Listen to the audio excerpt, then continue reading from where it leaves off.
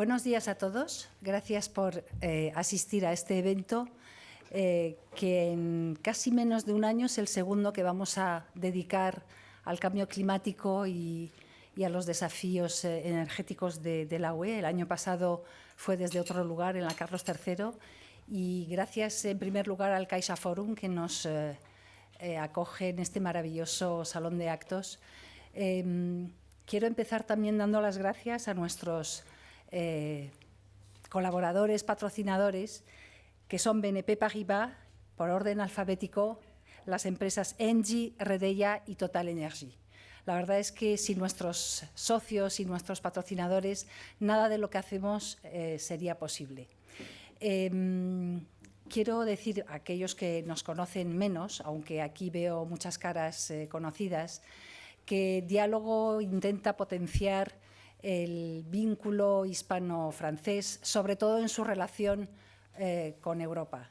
Y la verdad es que el título que hoy abordamos es un título muy pegado a la actualidad y muy pegado a los objetivos de la Unión Europea. Por lo tanto, creo que nuestros ponentes van a tener que hablar mucho, largo y tendido, y nos van a ayudar a entender probablemente algunas de las claves que son necesarias para que nuestras sociedades puedan ir hacia un mundo mejor, aunque suene así decirlo. Quiero agradecer a nuestros ponentes de la primera mesa, a los que voy a nombrar, pero no antes de dar la palabra a nuestra CEO, que nos va a presentar una encuesta, pero como luego empezará directamente el coloquio, quiero agradecer a Miguel Aguado, divulgador ambiental y CEO de la consultora Believe. Quiero agradecer también a Claudia Belli, responsable global de Relaciones con la Sociedad Civil y la Inclusión Financiera en el grupo BNP Paribas. Quiero agradecer también a Paula de la Fuente, que del último momento se ha incorporado, por eso no estará en los carteles, que sustituye a Marcos López Brea, que es director general de DH2 Energy. Paula es directora de Desarrollo de Negocio de la misma empresa. Y quiero agradecer también a Jorge Sanz Oliva, director asociado de Nera Economic Consulting y presidente de la Comisión de Expertos de Transición Energética. Rubén Esteller, subdirector del Economista, es nuestro moderador, y te pasaré la palabra, o te la pasará Loreto Ordóñez, nuestra presidenta, mejor cuando termine su exposición. La exposición de Loreto va a ser para presentar una encuesta que viene muy a cuento sobre los españoles ante las energías renovables y la biodiversidad. Cuando vamos a abordar un tema sobre cambio climático y desafíos energéticos de la UE, creo que viene, pues la verdad, encaja muy bien en como introducción. Loreto, te cedo la palabra y muchas gracias a todos de verdad. Pues buenos días a todos. Antes que nada, pues agradeceros la presencia hoy aquí en mi condición primero de presidenta de Diálogo y luego como consejera delegada de Engie en España. Yo creo que una reflexión sobre el tema del cambio climático es absolutamente necesaria a día de hoy, porque es esencial para nuestro futuro y es esencial para nuestro planeta. La cuestión energética, sin duda, se ha convertido en uno de los principales desafíos que en la actualidad afronta la comunidad internacional, y de cómo se gestione dependerá no solamente nuestra calidad de vida, sino el bienestar de nuestro planeta y nuestro futuro. El sector de la energía en España está llamado a afrontar un gran desafío, una gran transformación hacia un modelo energético, en principio, más verde, más eficiente y, sin lugar a duda, más sostenible. Una transformación que todos conocemos, que ya se ha puesto en marcha, pero que todavía tiene muchos desafíos por delante. En Engie somos muy conscientes de esta necesidad del cambio climático y de que esta es una amenaza a día de hoy global y que requiere, por tanto, una acción urgente y coordinada. Y sabemos que tenemos un papel muy importante que desempeñar. Nuestra compañía busca hacer la transición energética hacia economías y sociedades más neutras en carbono una realidad.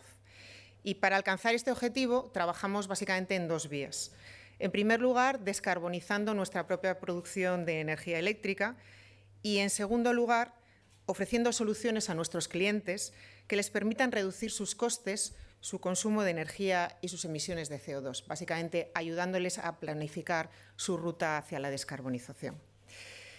Sin embargo, sabemos que la lucha contra el cambio climático no es una lucha que podamos afrontar solos. Es un desafío enorme y es un desafío que necesita un esfuerzo conjunto y un compromiso de todos, desde las administraciones públicas, el sector empresarial, pero, por supuesto, desde la ciudadanía. Por eso, hace 2 años, desde ENGIE, creamos lo que llamamos el Observatorio ENGIE, Ciudadanos, Cambio Climático y Transición Energética. ¿Para qué? Pues para conocer la percepción de los ciudadanos sobre los temas relacionados con la energía, con el medio ambiente, a través de una encuesta anual y de esta forma escucharles y darles la palabra sobre uno de los desafíos de mayor relevancia en la actualidad. Para nosotros, este observatorio ENGIE tiene 3 objetivos muy concretos. En primer lugar, poner a disposición de la sociedad un conjunto de información fiable, un conjunto de información actualizada y de fácil acceso para hacer un seguimiento más preciso de la transición energética y la lucha contra el cambio climático en España. En segundo lugar, generar debate y lograr respuestas comunes y acciones globales contra el cambio climático. Y, por último, contribuir a la formación de una ciudadanía activa, guiada por valores que refuercen su implicación ética dentro de la sociedad civil. El Observatorio ENGIE aspira a convertirse en un referente en investigación, en análisis, en evaluación y en difusión pública de información sobre el conocimiento y el compromiso de la sociedad en relación con el cambio climático y la transición energética. Hemos lanzado varias encuestas, como os decía, encuestas anuales. La primera encuesta del observatorio se realizó en el año 2021 y se hizo con la colaboración de GAT3 y el Instituto de Empresa y IE University, y se centró en la percepción de los españoles ante el cambio climático. Repetimos en el año 2022 con una segunda encuesta, cuyos colaboradores fueron también de nuevo GAT3 y los resultados fueron analizados por la Universidad de Alcalá de Henares en el marco de la Cátedra ENGIE de Sostenibilidad, Cambio Climático y Transición Energética. Y en esta encuesta se exploraron el marco de las energías renovables y la biodiversidad. Ambas encuestas yo creo que nos han brindado valiosos insights sobre la conciencia y la disposición de la sociedad española para actuar frente a los retos que tenemos en materia de sostenibilidad. Como no podía ser de otra manera, actualmente ya estamos trabajando con los equipos en la encuesta del año 2023. Y hoy me gustaría daros un poco de insight de lo que ha salido de ambas encuestas y centrarme básicamente en 5 conclusiones que considero vitales. En este sentido, quisiera empezar haciendo un pequeño disclaimer, y es que no pretendo en absoluto hacer una mera recopilación de cifras, sino más bien contribuir a crear un marco de reflexión a través de una visión transversal de los retos que tenemos por delante. Así pues, voy con esas 5 conclusiones. La primera de las conclusiones es que la sociedad española está dispuesta a cambiar sus hábitos para actuar frente al cambio climático. De hecho, 3/4 partes de los españoles afirman haber adoptado nuevas conductas para mitigar el cambio climático en los últimos años. Y esto es un factor clave para la ambición por la transición ecológica, que no debe de quedarse, como decía al principio, a nivel de gobiernos, a nivel de políticos o a nivel de tecnologías y empresas inversoras y de procesos administrativos de gestión y de ejecución, sino que tiene que trascender a la sociedad civil. Es esencial que nos comprometamos todos, incluidos nosotros mismos como ciudadanos y como sociedad civil, en tener una relación con la energía más solidaria, más justa y más razonable. Yo creo que es un desafío extraordinario y es un desafío que requiere de gestos en nuestro día a día, de cómo consumir menos energía y cómo apostar al final del día por el planeta. No podemos pedirle únicamente a los Estados o a las empresas que hagan realidad un mundo más eficiente en cuanto a emisiones de carbono si nosotros mismos, con nuestra conducta diaria, no buscamos la manera de reducir nuestras propias emisiones y nuestra propia intensidad energética. La segunda de las conclusiones tiene que ver con quién debe liderar este cambio. Y en este sentido, los ciudadanos demandan al sector energético el liderazgo en el camino hacia la sostenibilidad y la neutralidad en emisiones de CO2. Y este yo creo que es un compromiso que asumimos claramente desde ENGIE. Somos el 6º agente generador del país, con una capacidad instalada de 3.600 megavatios hoy, incluyendo 1.600 de activos renovables y 2.000 megavatios de generación flexible baja en carbono. Además, trabajamos también en la comercialización de energía y somos un agente de referencia en la estructuración y puesta en marcha de PPAs, contratos de suministro a largo plazo, y en la concepción, diseño, puesta en marcha y en operación de soluciones industriales para, como decía al principio, ayudar a nuestros clientes a definir su ruta hacia la descarbonización. Estamos, por tanto, convencidos de que, aunque nos quede mucho camino por delante, estamos en el camino correcto. Tercera conclusión: de los españoles destaca el rol de las administraciones públicas hacia la transición energética. Un 88% de los encuestados considera que las administraciones públicas deben priorizar la crisis medioambiental a la hora de tomar decisiones. Desde ENGIE consideramos fundamental que los procesos de gobernanza, los procesos de licenciamiento, los procesos de obtención de permisos y de diseño regulatorio, a nivel tanto de marcos de energía como fiscal, estén a la altura de lo que la transición ecológica necesita. Ahora mismo, la Administración dispone de muchos procesos de gobernanza que no están actualizados respecto a la velocidad con la que debemos de ejecutar la transición ecológica. Y somos los profesionales del sector los que debemos poner encima de la mesa tanto la problemática como las posibles soluciones a la misma. La cuarta conclusión que quiero destacar es la importancia de la biodiversidad. Un 81% de los españoles se siente muy preocupado por este tema, se siente preocupado o muy preocupado por este tema, y un porcentaje aún mayor, el 85%, ve compatible las energías renovables con la protección de la biodiversidad. De hecho, 2/3 de la población consideran que las energías renovables son la solución al cambio climático. Desde ENGIE consideramos que la transición que afrontamos no debe ser solo energética, sino que debe contribuir a conservar y enriquecer la biodiversidad. La operativa diaria de parques renovables, al tratarse de infraestructuras estacionadas en espacios naturales, debe incluir la labor integral de protección del medio ambiente y las especies que lo habitan y hacer único cada territorio. La quinta y ya última conclusión es la relativa a qué fuente de energía es mejor para afrontar esta transición.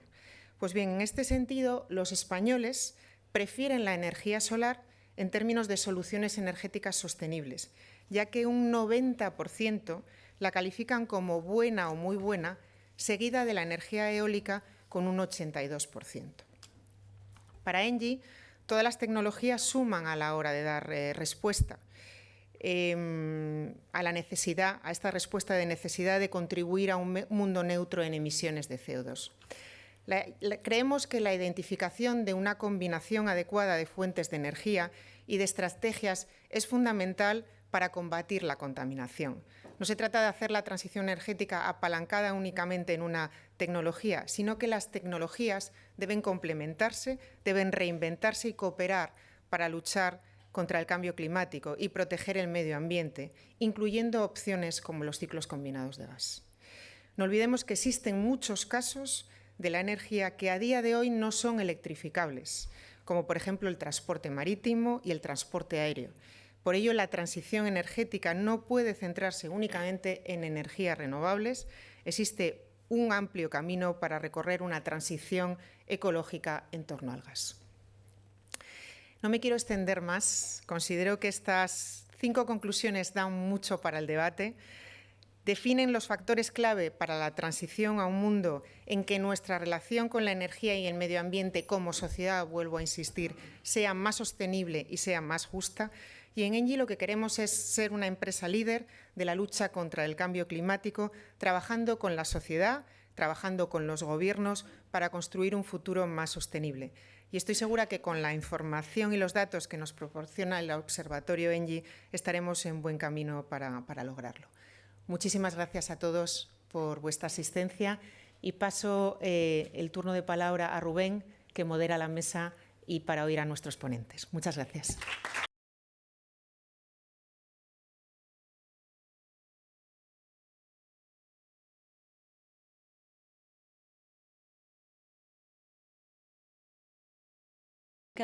y los consumidores que van a meterse en obras para hacerlas y que no es práctico tampoco y que tendrá que salir el dinero también. Entonces, todo el mundo tiene que estar juntos. Bueno, es un principio de concientización, pero sí, lo haremos. Estupendo, muchas gracias, Claudia, por esas guías y además por esas cifras tan interesantes, porque muestran ya la tendencia, ¿no?, de un banco además como BNP que ha sido pionero, ¿no?, en este asunto. Paula, vosotros desde la... Sí, bueno, gracias Rubén y gracias Diálogo, Silvia, Loreto, por invitarnos. Yo voy a tratar de dar un mensaje positivo y me vais a permitir que empiece por la conclusión.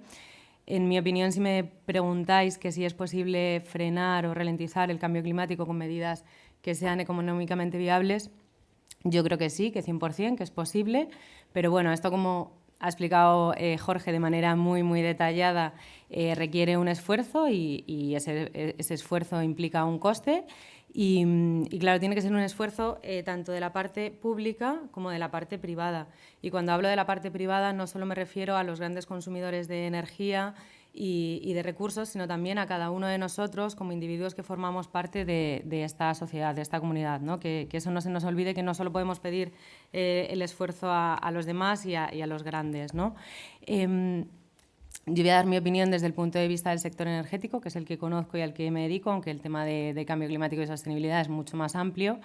Y me gustaría hacerlo poniendo sobre la mesa un ejemplo muy sencillo, y es, si nos vamos unos años atrás, cuando empezó todo el desarrollo y todo el boom de las energías renovables, imaginémonos estas plantas de energía fotovoltaica y plantas de energías renovables, incluso también mencionaban el sector residencial, cuando se trató de empezar a poner las energías renovables en el sector residencial.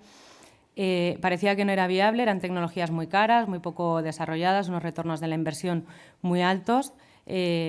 Muchos sectores parecía que no eran posibles de asimilarlos, pero bueno, se hizo un gran esfuerzo por lograr que las energías renovables penetraran en nuestra matriz energética y yo creo que a día de hoy nadie duda que la energía solar y la energía eólica son económicamente viables y son un buen mecanismo para contribuir a frenar el cambio climático, ¿no? Y bueno, siguiendo esta senda de la transición energética, que ya se inició hace muchos años, creo que nos encontramos en un contexto muy complicado, muy complejo, que nos obliga a acelerar, a poner más esfuerzo y más recursos en avanzar en la transición energética. Este contexto, para mí, que viene marcado principalmente por dos pilares. Uno sería ese riesgo continuo que tenemos por llegar a ese punto de no retorno en cuanto al cambio climático, ¿no? que tenemos que frenar rápidamente, y el otro, pues ya lo hemos mencionado, es el contexto geopolítico que tenemos a día de hoy con la guerra de Ucrania, que viene a reforzar y recordarnos esto que ya sabemos desde hace mucho, y es que tenemos que reducir, o yo diría incluso eliminar, la dependencia energética del exterior. Y en este caso, bueno, lo estamos viendo con los combustibles fósiles. Y más en España, que somos un país que tiene un potencial, uno de los principales países del mundo con potencial renovable, que tenemos muchas soluciones que poner encima de la mesa y podemos liderar esta transición energética. Eso es muy importante porque hay otros países pues que, bueno, que no tienen estas facilidades, ¿no? Así que yo creo que deberíamos aprovechar esa posibilidad que tenemos. Y para esta transición energética, en mi opinión, y es algo que Loreto ha mencionado en su presentación, tenemos que tratar de buscar todas las alternativas posibles de tal manera que encontremos la mejor opción para cada una de nuestras necesidades. Venimos de un paradigma en el que siempre nos ha gustado en todos los sectores poner todas las cartas sobre una única opción, ¿no? Y yo creo que ahora nos encontramos en un momento en el que tenemos un alto desarrollo de la tecnología y realmente podemos decir, bueno, ¿cuál es la mejor alternativa para cubrir cada una de nuestras necesidades? Esto es diversificando la matriz energética. Cada día más los españoles confían plenamente en la energía solar, según el observatorio ENGIE, y bueno, lo mencionaba en mi ejemplo, yo también pensamos que la energía solar es muy buena, pero ¿qué más opciones tenemos a día de hoy, ¿no? Y para lograr esta transición energética es fundamental el apoyo, por una parte, del legislador. En la Unión Europea vemos que cada día trabajan por ir actualizando el marco regulatorio.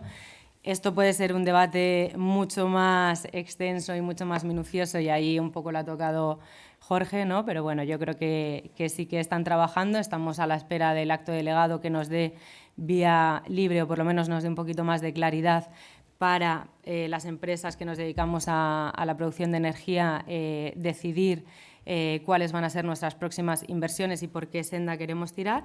Pero bueno, yo creo que sí que, por eso decía que voy a dar un mensaje positivo, creo que sí que se está trabajando, y no solo el marco regulatorio, sino también necesitamos un apoyo económico para el desarrollo de la tecnología, ya sean distintos tipos de fondos, subvenciones u otro mecanismo de financiación que permitan pues, lo que mencionaba antes, ¿no? El ejemplo de las renovables en su momento. Desde DH2 apostamos por la producción, por el uso, la incorporación del hidrógeno renovable. Creemos que el hidrógeno renovable es un gas que puede servir para sustituir el gas natural en la industria intensiva en consumo de este combustible fósil, y también para reemplazar el hidrógeno gris que se está consumiendo ya desde hace más de 100 años en ciertas industrias. También pensamos que el hidrógeno renovable se puede usar en el sector del transporte y la movilidad. Por supuesto, como decía antes, no creo que el hidrógeno renovable sea la única solución para el sector transporte, sino que puede haber muchas, pero bueno, ya es otro debate. Y también estamos muy enfocados a ver las opciones de producción de los derivados del hidrógeno, como puedan ser el imetanol, que pensamos que es el combustible que se va a usar en los barcos, los famosos SAF que ahora todo el mundo habla, los Sustainable Aviation Fuels, que va a ser el combustible para el sector de la aviación, y también la producción de amoníaco verde, tanto como vector energético como para la producción de fertilizantes verdes. Y bueno, ya para cerrar con mi conclusión, para que sea económicamente viable, centrándome en el tema del hidrógeno, que es en lo que nosotros estamos enfocados, pensamos que, aparte de lo que es el marco regulatorio y de todos los mecanismos de financiación que nos faciliten, es muy importante pensar en la producción de hidrógeno renovable a gran escala.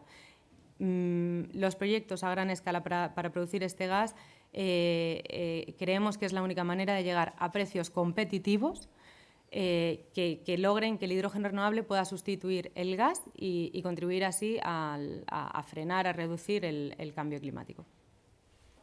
Muchas gracias, Paula. Bueno, Miguel, te hemos dejado el último, lo siento, esto sabes que es una cuestión de números, siempre pasa. Claro, y por números tenía una hojita preparada y de todas las intervenciones me salen 3, así que lo tengo más complicado. Primero, dar las gracias, por supuesto, a Diálogo, porque me parece interesantísimo. Y voy a contar brevemente que nosotros somos una consultora muy especializada, pero no por hacer propaganda, en comunicación y sostenibilidad. Somos una consultora técnica en sostenibilidad y en comunicación. No nos dedicamos a otra cosa. Pero lo significativo, lo que quería llevarles es que llevamos 12 años en el mercado, no es coyuntural. Trabajamos con grandes compañías energéticas, de sectores que tienen que ver con lo medioambiental o no. Y lo que nos llena de satisfacción contar es que les va bastante bien. Y esto quizás responde a una primera parte, es decir, aquellas empresas que desde hace tiempo de forma cierta apuestan por incorporar criterios de sostenibilidad, les va bien en el mercado. Nuestra experiencia, y trabajamos con una parte importante de todas ellas. Y esto nos gusta decir. Nosotros tenemos un lema que creo que puede servir, que hablamos de creer, hay que estar convencido de que hay que hacerlo, y aquí también hay un componente ético. Lo ha comentado Loreto. Yo creo que hay un componente ético también de valor con respecto a la sociedad, pero además hay que saber hacer las cosas, hacerlas bien, no solamente con buena voluntad, y luego contarlas. Nosotros decimos creer, saber hacer y hacer saber. Pero quería trasladar eso a aquellos que han apostado por ello, les va bien en el mercado. Y luego les digo en privado, compañías con las que trabajamos, y verán que es cierto. Pero a la pregunta voy a responder con otros. Una comparativa que me encanta contar. Desde hace varias reuniones de Davos, en lo que tiene que ver con la sostenibilidad y cómo afecta al modelo económico, está entre la primera, segunda o tercera de las conclusiones más importantes de Davos. Pero lo que me encanta contar es que en las reuniones del Partido Comunista Chino, en las últimas reuniones del Partido Comunista Chino, está también entre las 2 o 3 prioridades que consideran que es importante para la estabilidad del país. Ni Davos es lo que era, ni el Partido Comunista, ni China es lo que era. Pero de cualquier forma podemos quedarnos con ese reflejo. En ambos casos se considera importante ya no solamente para el planeta, las futuras generaciones, sino que se considera importante para el progreso de un modelo y de otro, podríamos decirlo. Eso creo que también responde, con lo cual, a la pregunta, ¿es posible? Por supuesto. Aparte de necesario, primero necesario. Hay cambios que hay que hacer en la sociedad, sean posibles económicamente o no. Y si me permiten ridiculizarlo o llevarlo un poco, el fin de la esclavitud supuso en algunos países una repercusión económica importante, pero evidentemente era necesario éticamente, como así se demostró, y continuaron avanzando esos países. Es decir, la ética en muchos casos tiene que estar por encima de ello. Pero además es posible. Y hoy en día es posible, y voy a intentar trasladar algunos factores. Primero, porque significa para las empresas y para el modelo menor riesgo. Y esto es algo, la estabilidad es algo vital en la economía y en los países. Porque significa también mayor aceptabilidad social. Quizás luego podamos profundizar en ello, pero la aceptabilidad social ya no solamente es 4 que se quejan contra algo, es que la sociedad opina, opinamos y cambia la conducta y cambia el consumo. Con lo cual, la aceptabilidad social, y trabajamos ahora más nosotros en concreto en aceptabilidad social de instalaciones de renovables. Significa no solamente trasladar a un entorno donde vamos a hacer una instalación que esto es bueno para el planeta, sino porque te ha tocado a ti y tiene algún tipo de repercusiones, que no todo pasa por el valor económico. Entonces tenemos que entender también al otro, a la otra parte donde se va a hacer.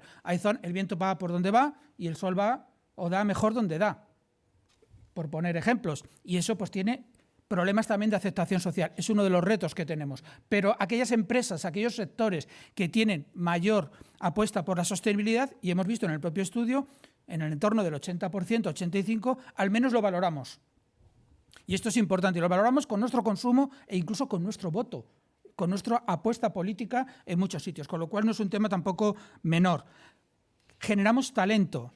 A veces los estudios nos hablan solamente del valor en el momento, pero el talento que estamos generando, España, que no produce ahora mismo paneles fotovoltaicos porque cerró las empresas, aunque ahora ya está en estudio la apertura de varias, sí que somos los grandes ingenieros en parte de Europa y en parte del mundo ahora mismo. Nuestras empresas de ingeniería están haciendo los proyectos más avanzados en el Mar del Norte, en Asia, en la mayoría de los sitios. Quiero recordarles que en la campaña electoral de Obama, la primera foto para trasladar toda su propuesta medioambiental la hizo en una planta de Abengoa, con problemas de otro tipo, pero tecnológicamente, probablemente de gestión, pero tecnológicamente fantástica. Y lo presentó allí. Y el ejército americano compra las bases, las plantas de energías renovables de 2 en 2, generalmente con tecnología española. Luego, además del valor de la energía, hay un valor del conocimiento, del talento. Significa también esto, porque hay un compromiso social de la empresa, mejor o menor rotación de los trabajadores. Eso es otro valor económico también muy importante para las empresas. Y como antes nos ha comentado Claudia, perdón, yo es que como los nombres tengo que mirarlo así, con los nombres soy muy malo, he acertado. Gracias, Claudia.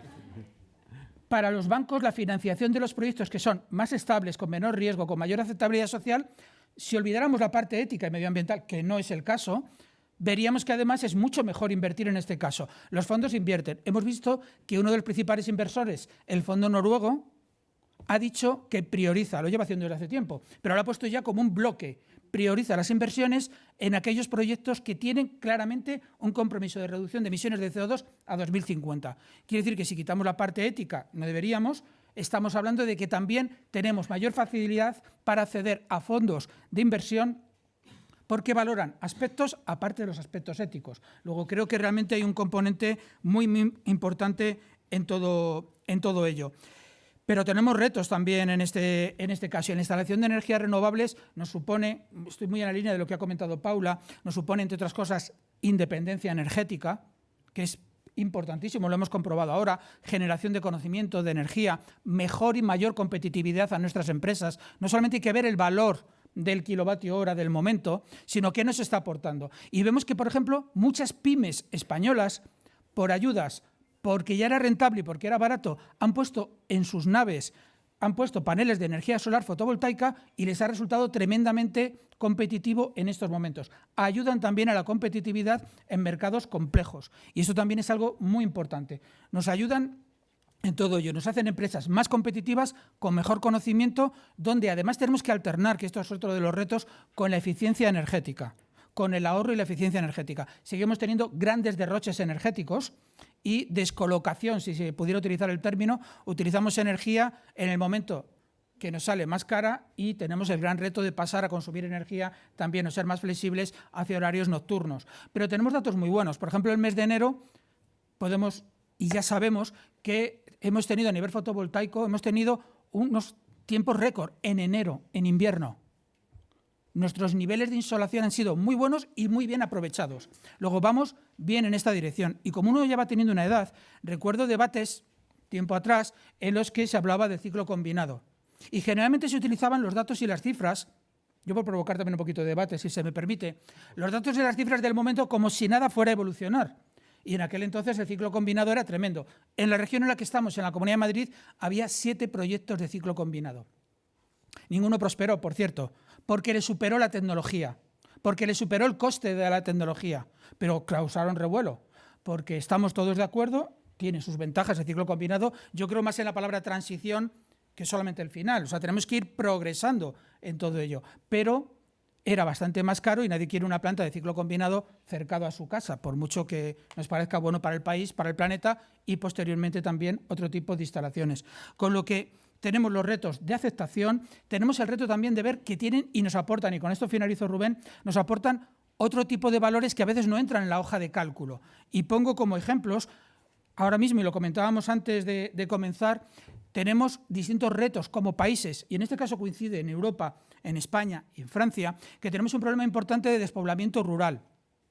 La generación con energías renovables tiene un aporte de dinero en entornos rurales que bien utilizado, como está empezando a utilizarse en algunos sitios con una visión comarcal, ya no es hacer la piscina más grande de Europa, el polideportivo más grande en un pueblo de 100 habitantes y que el que menos años tiene 70. Es decir, esas burradas que se han hecho en toda Europa, que nos gusta también flagelarnos, pero se ha hecho en toda Europa, esas burradas ya no se están haciendo y las empresas están apostando por desarrollo territorial, formativo, para retener a gente cualificada, no solamente para que los de Madrid vayamos a vivir a un pueblo, sino que la gente se quede con inversiones importantes. Las energías renovables, en esa hoja de Excel yo incluiría también qué nos cuesta esa actuación sobre el desarrollo rural y que evita esa migración rural que estamos teniendo, ese despoblamiento en muchísimos lugares. Y hay una demanda, y con esto finalizo, que nos hacen también, y es que nos acordamos del entorno rural para producir energías renovables para los grandes consumidores. Como entorno le diría que estamos ahora mismo en una ciudad que consume, en una comunidad, que consume el 11% de la energía de toda España y solo produce el 4% de la energía que consume. No creo en el nacionalismo regional, pero es verdad que está muy desequilibrado. ¿Y qué le decimos a las provincias colindantes? Produzcan energía que nosotros la necesitamos. ¿Y qué tal es la red de distribución en esa zona? ¿Por qué Segovia no puede tener también una industria competitiva, fuerte y altamente consumidora si va a aportar energía a Madrid? ¿Por qué Toledo no va a tenerlo? Pensamos solamente que las líneas de evacuación, como su nombre indica, son de suministro desde donde producimos a donde se consume. Eso nos entra, pero tenemos que considerar también que, dado que estamos produciendo un beneficio en un territorio, tenemos que considerar también que ese territorio tiene que ser capaz de avanzar y de desarrollarse y de mantener una industria. Son partes del debate. La respuesta era sí, por supuesto. Creo que he trasladado bastantes de los aportes que creo que puede dar, pero también creo que es importante saber los retos que tenemos por delante. Muchas gracias. Bueno, a mí sí que me habéis puesto un reto, la verdad, porque nos quedan 5 minutitos, 10 minutitos, y me habéis puesto un reto porque habéis puesto tantos temas sobre la mesa, el mix diversificado, la seguridad energética, los Next Gen, la despoblación, la atracción de inversión, la aceptabilidad social, que no sé casi ni por dónde empezar, la verdad. Es que el tema era complicado. Como nos quedan 10 minutos, casi os planteo darle la vuelta a la tortilla. ¿Qué veis para el futuro? ¿Qué haría falta para que podamos conseguirlo? Perdón. Arranca, porque como intentamos que sea un poquito de debate, tenemos 10 minutillos solo el que quiero. Si quieres empezar tú, Jorge. Sí, bueno, yo es que lo he anticipado, ya lo dijimos en la comisión de expertos, señales de precio, no adulterar el coste de la energía e internalizar los daños ambientales. O sea, yo empezaría por la reforma fiscal y hay que tomársela en serio para que cuando el consumidor tenga que decidir cómo calentar su casa y tenga que pensar qué es mejor, una bomba de calor que es eléctrica o una caldera de gas, pues el precio del gas y el precio de la electricidad reflejen los costes que realmente se inducen y el mismo IVA, que es lo que proponía la comisión de expertos. Si uno tiene un IVA distinto, la electricidad está penalizada porque tiene que financiar los renovables y el gas no, y cada precio no refleja lo que tiene que reflejar, el consumidor al final toma la decisión incorrecta. Entonces hay que empezar por ahí, eso es lo más importante. Y luego, las subvenciones, sí, tienen un papel, pero yo creo que es más importante como proyectos piloto. Vamos a hacer proyectos piloto para cosas nuevas, pero proyectos piloto, quiere decir, casos controlados, no como se hizo con la termosolar en España, que salieron de golpe 3.500 megavatios. Eso no es un proyecto piloto y es una tecnología no madura. Entonces, lo que hay que exigir es señales de precio, protección a los vulnerables, siendo muy generoso con los vulnerables, muy generoso, porque os recuerdo que en España había 1,2 millones de familias vulnerables disfrutando del bono social. Fijaos, os voy a dar un dato. 1,2 millones. Y dedicábamos al bono social 200 millones de euros. Ahora, con el tope al gas, pagamos 1.500 millones de euros a Francia, Portugal y Marruecos. 1.500. Y antes dedicábamos 200 millones al año a los vulnerables, para que veáis los disparates que se hacen desde el punto de vista de la regulación. Entonces, subvenciones, sí. Proyectos piloto. Protección al vulnerable, sí. 1,2 millones, no, 3 millones, 5 millones, pero no 20 millones de familias que hay en España. No somos todos vulnerables y se nos está subvencionando a todos. Entonces, la clave es una buena gestión de las subvenciones, a las empresas proyectos piloto, a los vulnerables mucha protección y dejar que la energía refleje el verdadero coste que tiene, que es el de escasez, no el coste de producción. El coste de la energía es el de escasez, no el de producción. Y el que diga lo contrario es que no tiene ni idea de economía, ni idea. Y si a alguien le interesa, luego pongo un ejemplo. Si queréis interrumpir. Bueno, si queréis, sigo yo. Sí. ¿Sí? Desde el punto de vista del productor de energía, yo lo que pediría es, primero, agilidad en la regulación. Nosotros estamos hablando de proyectos a 25, a 30 años con unas inversiones muy altas, proyectos piloto son de 80 o 100 millones de euros. Imaginaros cuando ya estamos hablando de los proyectos que quieren producir a gran escala para realmente poder sustituir los combustibles fósiles, ¿no? Son inversiones altísimas que a día de hoy no podemos tomar la decisión de llevar a cabo porque no sabemos qué va a pasar. Muy brevemente, por ejemplo, con el tema mencionaba yo antes los derivados del hidrógeno, que son el imetanol para el consumo en barcos o los combustibles sostenibles de aviación para los aviones. Nosotros que nos fijamos en la ruta de producción de estos combustibles sostenibles, en lo que es CO2, la captura y valorización de las emisiones de CO2 con el hidrógeno que venimos produciendo, nosotros a día de hoy todavía no tenemos claridad de dónde pueden venir esas emisiones de CO2 a partir de 2036 o 2041, dependiendo, ¿no? Estamos esperando a la publicación de este acto delegado que os mencionaba antes y es crítico porque además es que estos proyectos no se hacen de un día para otro. Toda la parte de tramitación de este proyecto te puede llevar 3, 5, 6 años, dependiendo de qué proyecto sea, más luego toda la construcción. Nos estamos poniendo en 8 o 10 años para poner en marcha un proyecto así, con lo cual, si realmente nuestro objetivo es los horizontes que se hablan de 2027, 2028, 2030. No podemos llegar si no tenemos esta agilidad y seguridad en toda la regulación, que también el tema de seguridad es muy importante. Que no se legisle en un sentido y cuando empiecen las inversiones se vaya para atrás. Aquí en España con el tema de las renovables, creo que más o menos has pasado tú de puntillas por ahí ahora, lo vivimos, ¿no? De poner una medida y echarla para atrás. Bueno, hay inversiones muy importantes detrás, ¿no? Entonces eso es muy, muy, muy importante tenerlo en cuenta. Y luego mecanismos de financiación.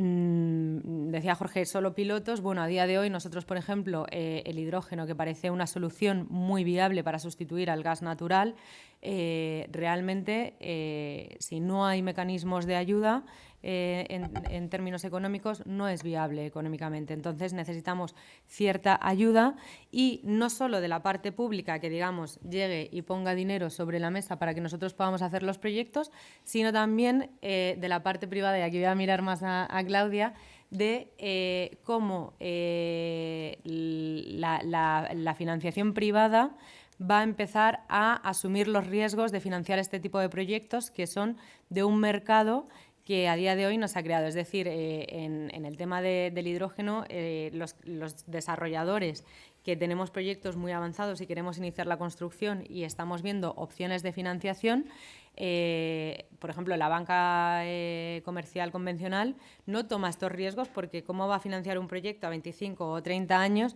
cuando no se está produciendo este combustible en sí, cuando no se sabe qué va a pasar con el mercado? Entonces, bueno, es todo, hay mucha incertidumbre, ¿no? Entonces, agilidad en la regulación, mecanismos de financiación tanto públicos como privados y luego, bueno, pues desde el punto de vista del hidrógeno, ojalá se agilice también por parte de la administración pública en España y en Europa la inversión en infraestructura para que realmente pueda haber una red del transporte de este gas. Claudia, casi que te la ha dejado en suerte. Claro. Bueno, el asunto del hidrógeno verde es un asunto muy, muy importante y es un asunto de infraestructura, ¿no? De financiar la infraestructura. Entonces, claro, eso es parte de las soluciones para el futuro. Lo más para el futuro también son de suprimir a las leyes que son subvenciones que son malas para la biodiversidad, por ejemplo.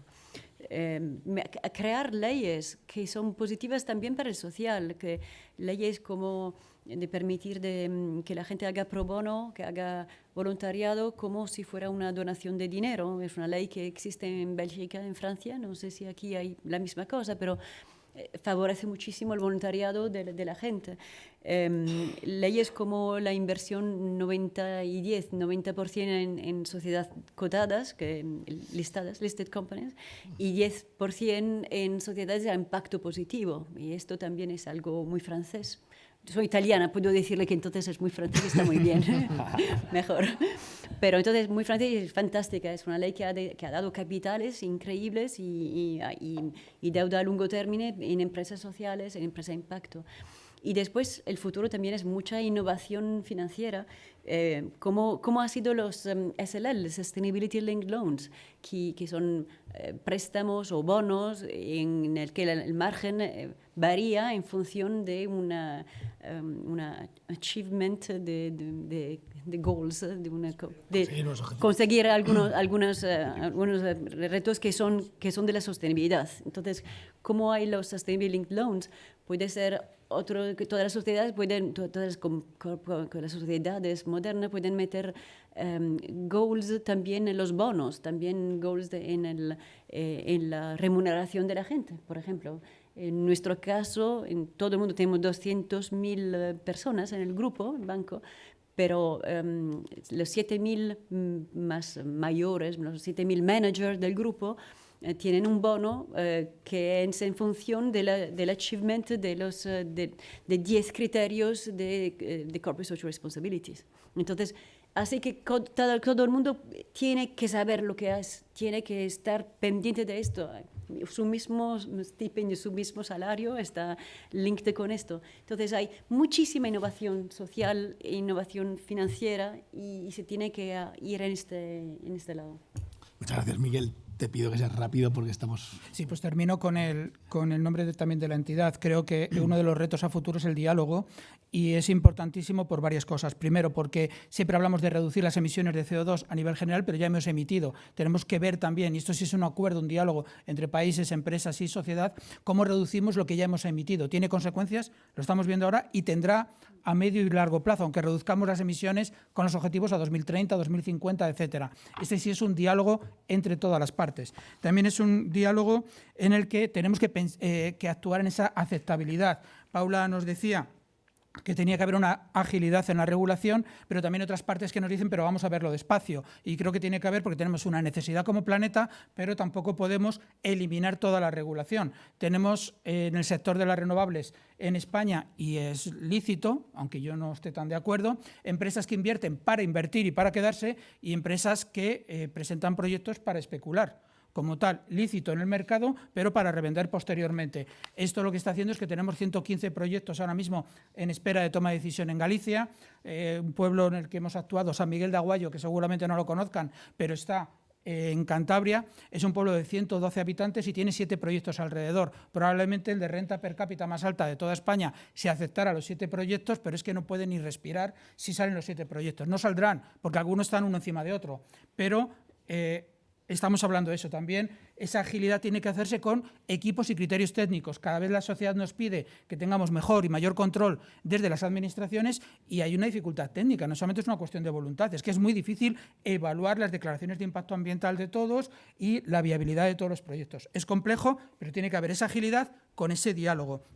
Y algo muy importante, y con eso, si queréis, que sería también el pensar en global. La Unión Europea, yo me siento muy orgulloso, es quizás de las áreas, puesto que hablamos de la Unión Europea, en el que la Unión Europea está siendo más exitosa, tenemos cada vez mayor nivel de exigencia y eso está dando mejor competitividad también a nuestras empresas. Pero tenemos que pensar que fuera de la Unión Europea, si hablamos de cambio climático, existe otro resto del planeta. Les pongo un ejemplo, me gusta ubicarlo con ejemplos. Las minas de Río Tinto, que todos conocerán, ahora están siendo gestionadas por una empresa española, Atalaya, tuve la oportunidad de visitarlo y me parece que están haciéndolo fantásticamente bien, muy bien, tanto en rentabilidad económica como en criterios medioambientales. Por cierto, la Unión Europea exige, antes de empezar a sacar el primer trozo de material, que ya se deposite o se avale el poder recuperar el terreno para cuando se vaya, cosa que hace 20 años no ocurría, lo pagábamos con dinero público. Ahora está puesto ahí ya depositado como tal, y eso es un avance importante. Bueno, produce un cobre, no entraré más, de muchísima calidad, que se exporta el 95% a China, otra vez China, y se exporta.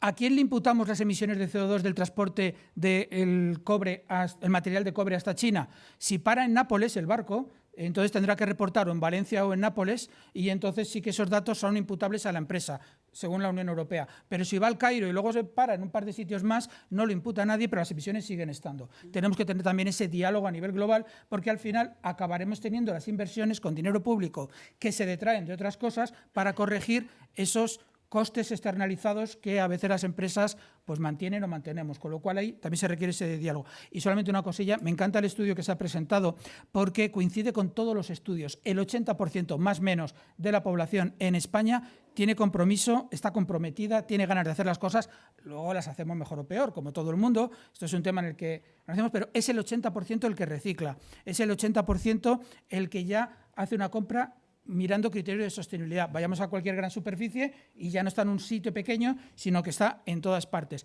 Es un porcentaje muy alto. 8 de cada 10 personas tienen o aplican en su vida, en el día a día, criterios de sostenibilidad. En mi otra faceta como divulgador en medios de comunicación, vemos, por ejemplo, que todo lo que hacemos en televisión tiene, cuando se tratan temas de medio ambiente, aumenta un punto y medio la audiencia y se mantiene. Quiere decir que hay interés en estos temas. A eso me dedico en otra faceta, pero hay interés en estos temas y es importantísimo. Y otro dato, el 95% de los consultados, que luego será menos, queremos que se grave a aquel que contamina, llegando al detalle de que se pueda grabar a aquel que no recicla correctamente, algo que las administraciones aún no se atreven a hacer en ningún lugar de Europa.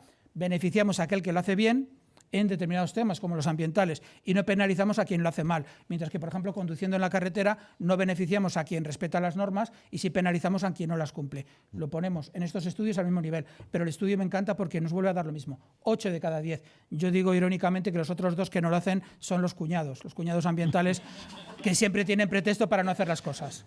Gracias. Muchas gracias, Miguel. Muchas gracias a todos. No me enrollo más porque nos estamos fuera de la hora. Y Silvia, querías decir algo más, ¿no?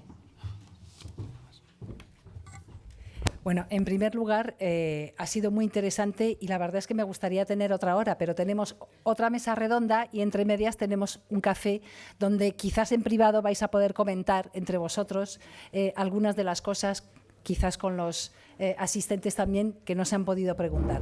Muchísimas gracias a todos, ha sido muy interesante.